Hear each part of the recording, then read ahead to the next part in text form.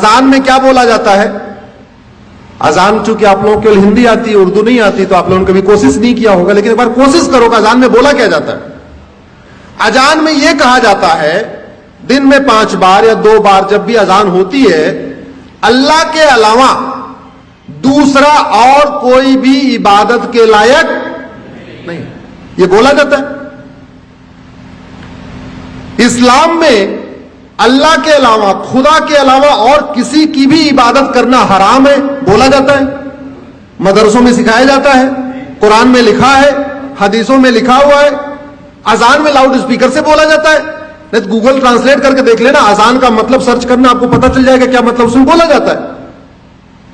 अगर अल्लाह के अलावा किसी और की इबादत करना हराम है, तो फिर मज़ारें क्यों बन रही हैं? फिर दरगाहें क्यों बन रही हैं?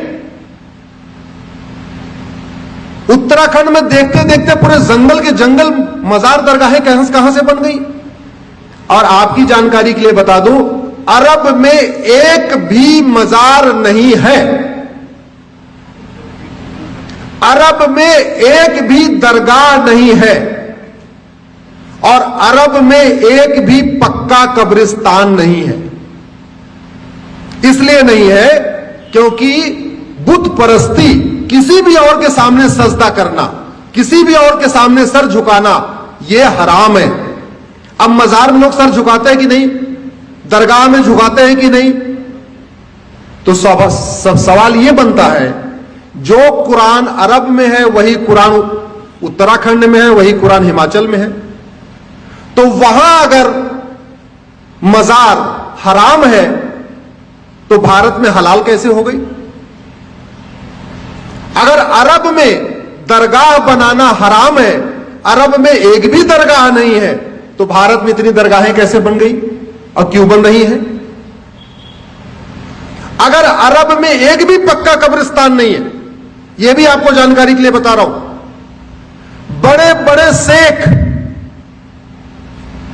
जिनके घर में सोने की प्लेट होती है, सोने का चम्मच होता है, अरबपति खरबपति हैं, उनकी भी कब्र पक्की नहीं होती, क्योंकि पक्का कब्रिस्तान भी हराम है।